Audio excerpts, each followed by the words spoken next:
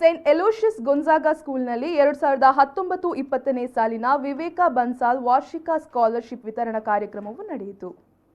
School ಸಭಾಂಗಣದಲ್ಲಿ ನಡೆದ ಕಾರ್ಯಕ್ರಮವನ್ನು ಪ್ರಾರ್ಥನೆಯೊಂದಿಗೆ ಪ್ರಾರಂಭಿಸಲಾಯಿತು.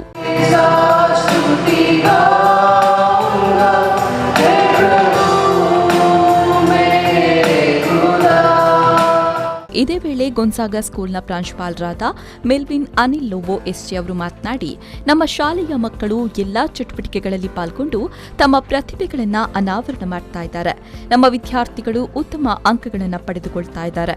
ಪ್ರತಿ ವರ್ಷವೂ ಪ್ರತಿಭಾವಂತ ವಿದ್ಯಾರ್ಥಿಗಳಿಗೆ ಸ್ಕಾಲರ್ಶಿಪ್ ಅನ್ನು ನೀಡ್ತಾ ಬರ್ತಾ ಇದ್ದೀವಿ ಅಂತ ಹೇಳಿದರು.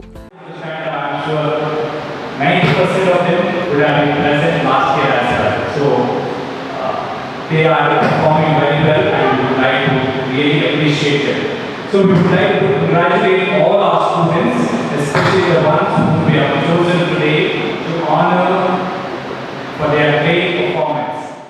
ಇದೇ ವೇಳೆ ಮುಖ್ಯ ಅತಿಥಿಯಾಗಿ ಆಗಮಿಸಿದ ಸಂತ ಅಲೋಷಿಯಸ್ ಇನ್ಸ್ಟಿಟ್ಯೂಷನ್ನ rector reverend father Melvin Pinto SJ ಅವರು ವಿದ್ಯಾರ್ಥಿಗಳಿಗೆ ಸ್ಕಾಲರ್ಶಿಪ್ ವಿತರಿಸಿದರು.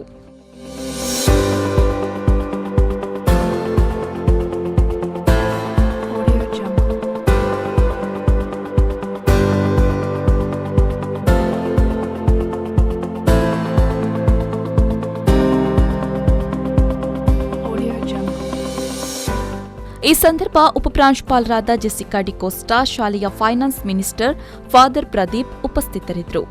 ಬ್ಯೂರೋ ರಿಪೋರ್ಟ್, ವಿ4 ನ್ಯೂಸ್, ಮಂಗಳೂರು.